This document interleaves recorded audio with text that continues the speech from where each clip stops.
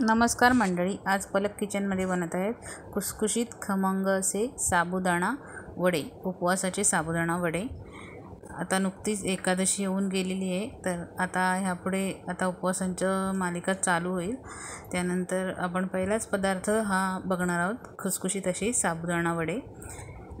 छान तयार होतात हे खुसखुशीत, व्यवस्थित आतपासून व्यवस्थित भाजण्यासाठी काही ट्रिक मी तुम्हाला सांगणार आहे। ते व्यवस्थित व्हिडिओ स्किप न करता बघा, म्हणजे तुमच्या चांगलं लक्षात येईल। आता आपण सामुग्री बघूया काय काय लागणार आहे। त्याला शेंगदाण्याचं दळ लागणार आहे। फार एकदम बारीक करायचं नाही आहे, थोडेफार क्रश करून घ्यायचे शेंगदाणे। त्यानंतर चवीपुरतं मीठ, त्यानंतर मिरची, साबुदाणा आणि बटाटे। साबुदाणे पाव किलो आणि बटाटेसुद्धा तेवढेच 250 ग्रॅम। हे बघा, रात्री असे भिजत घातले होते। 5 ते 6 तास हे साबुदाणे भिजायला लागतात आणि छान असे मऊसर होईपर्यंत ते व्यवस्थित त्याच्या अगदी अंगाबरोबर साबुदाण्यांचं पाणी ठेवून व्यवस्थित झाकण मारून ठेवायचे आणि 5 ते 6 तासानंतर व्यवस्थित ते आपल्याला पाहिजे तसे मऊसूत तयार होतात। त्याचप्रमाणे बटाटेही आपल्याला व्यवस्थित असे शिजवून घ्यायचे आहेत, जेणेकरून त्या बटाट्यांना स्वतःच वेगा पडल्या पाहिजेत। आणि शक्यतो बटाटे हे वाफेवर शिजवा, त्यामध्ये पाण्याचा वापर करू नका। पाण्याचा वापर जर तुम्ही त्याच्यामध्ये केलात तर त्या बटाट्यांना पाणी सुटेल आणि मग आपल्या वड्यामध्ये बाइंडिंग व्यवस्थित येणार नाही, पातळ होतील आणि मग ते आपल्या कढईला चिकटण्याची शक्यता असते। त्यामुळे व्यवस्थित ते बटाटे असे बघा ह्या पद्धतीने स्मॅश करून घ्यायचे आहेत। आणि तुम्ही जर जिरं वापरत असाल उपवासाला, काही ठिकाणी जिरं वापरत नाहीत उपवासाला, तर ते तुम्ही स्किप केलं तरी पण चालेल। आमच्या इथे चालतं, त्यामुळे मी चमचाभर जिरं घेतलेलं आहे, छोटा टीस्पून चमचा, आणि 2-3 मिरच्या घेतलेल्या आहेत। तुम्हाला ज्याप्रमाणे तिखट आवडत असेल त्या पद्धतीने तुम्ही घेऊ शकता। तसंच अर्धा वाटी शेंगदाण्याचे कूट घेतलं आहे।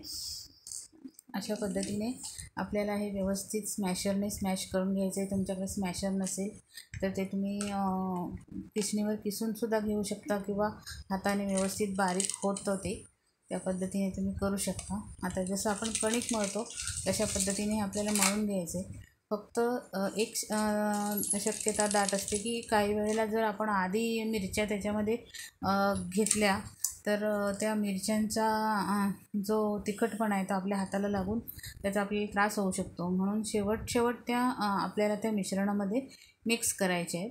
अशा पद्धतीने व्यवस्थित ग्रेट करायचे आहे, ते पूर्ण बटाटे स्मॅश करून घ्यायचे आहेत। आणि नंतरच आपल्याला त्याच्यामध्ये शेंगदाण्याचं कूट जे आहे, म्हणजे शेंगदाण्याचं दळ जो आपण करून घेतलेला आहे, जास्त तो एकदम जाड पण ठेवायचा नाही आहे आणि एकदम बारीकही करायचं नाही आहे।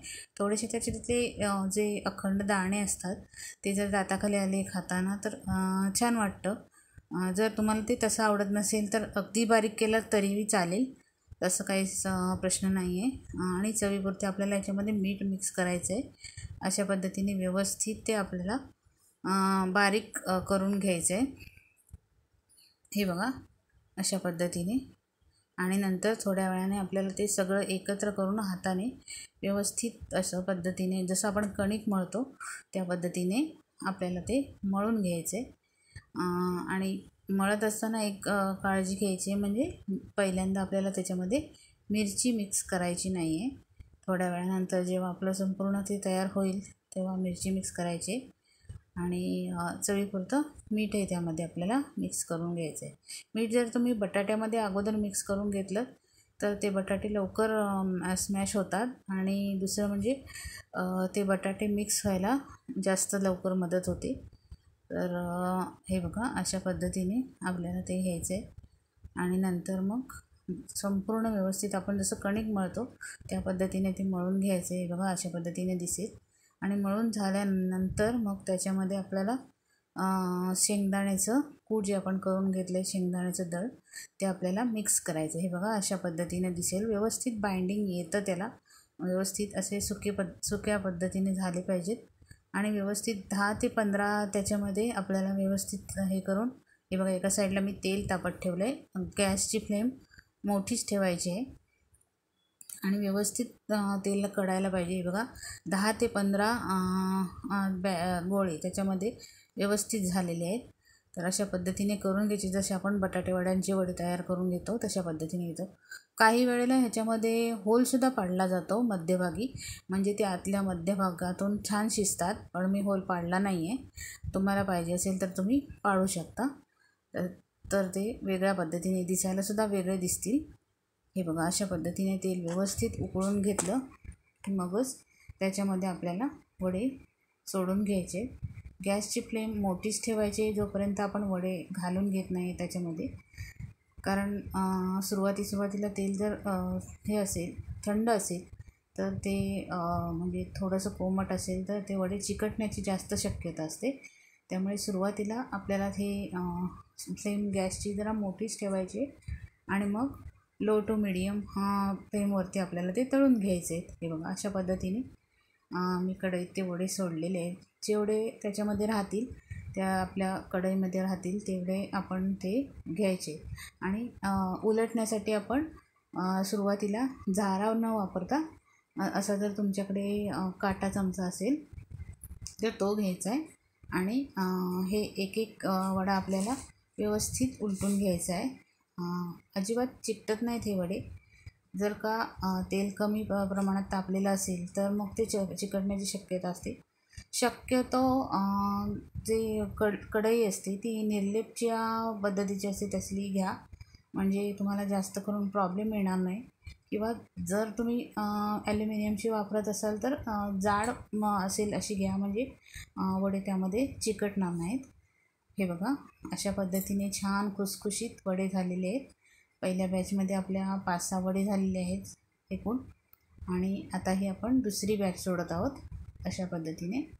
हे बघा, गॅसची फ्लेम मोठीच आहे. हे बघा, ही दुसरी बॅच आपली झालेली आहे. आता अशा पद्धतीने सगळे आपल्याला वडे, जवळजवळ 15 वडे ह्याच्यामध्ये तयार झालेले आहेत. हे बघा, अशा पद्धतीने व्यवस्थित उलटून घ्यायचे. थोडंफार तरी चिकटलं तरी ते नंतर त्याच्यातून निघतं. हे बघा,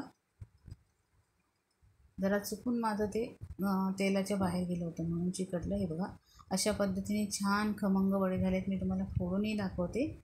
हे बघा, किती सुंदर झालेत. त्याचं स्ट्रक्चर बघा, छान खुसखुशीत झालेत.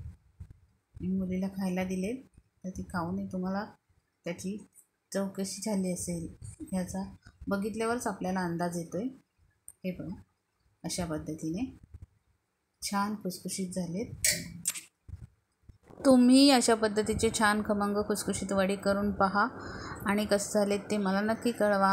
आणि व्हिडिओ आवडला असेल तर लाईक करा, शेअर करा आणि कमेंट्समध्ये मला नक्की सांगा की तुम्ही केलेले वडे कसे झाले होते. सांगितलेल्या योग्य प्रमाणात वापरून जर तुम्ही केलं तर अतिशय छान पद्धतीने होतील.